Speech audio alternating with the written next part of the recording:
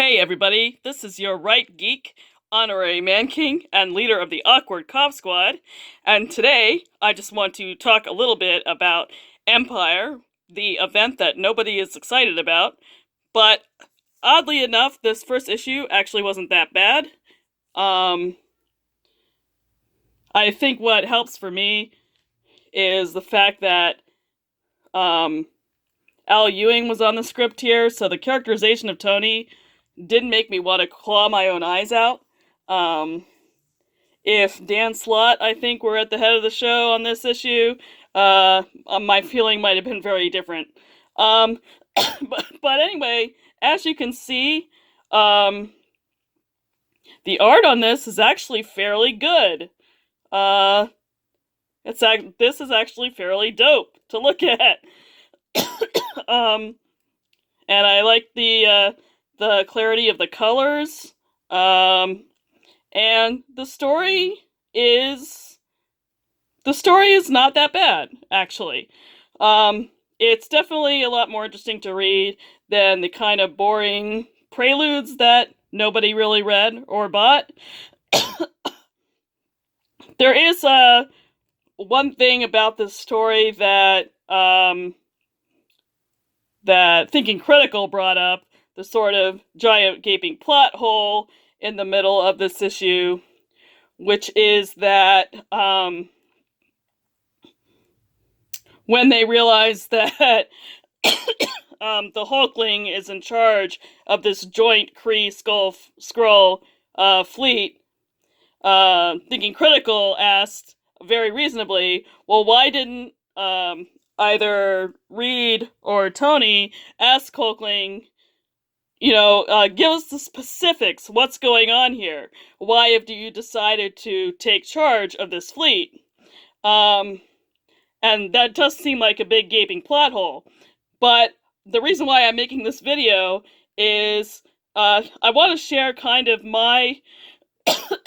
one of my theories about why that plot hole might be there. Now, this could be me just making excuses for bad writing, but it could also be, in fact, what's happening. Um, see that right there? That's pretty dope too. The art in this is actually fairly good. So if you want some eye candy to look at, this is definitely an issue you might consider picking up, even if you aren't all that interested in the story. Um, anyway, so going back to my theory about the plot hole. Since I did read the super boring, kind of pointless preludes, in the Avengers prelude, it starts off with Tony having a dream about the Kree Katati situation back in the past, and what and in that prelude too, he's also behaving in kind of a strangely religious way, in the sense that um he in that prelude he has this feeling that he is being cleansed of something, and he has this very strange emotional response that doesn't seem to be in keeping with his generally sort of materialistic, skeptical worldview.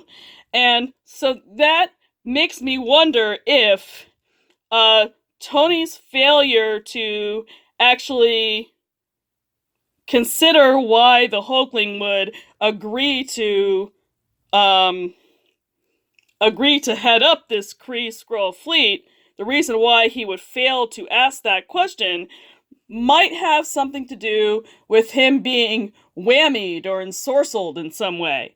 There is something a little bit strange about the way he's behaving, and so I just want to throw that out there. I think that maybe there is something behind the scenes that is influencing Tony's reaction to all of this, and influencing Tony's reaction to the garden in particular, that might explain the way that he is behaving in this issue.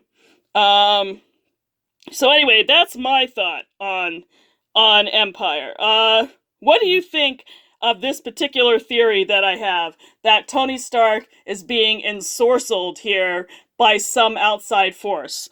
Do you think that that's just me pulling crap out of my ass, or do you think there might be something to it? Let me know in the comments below, and I will speak to you again early next week.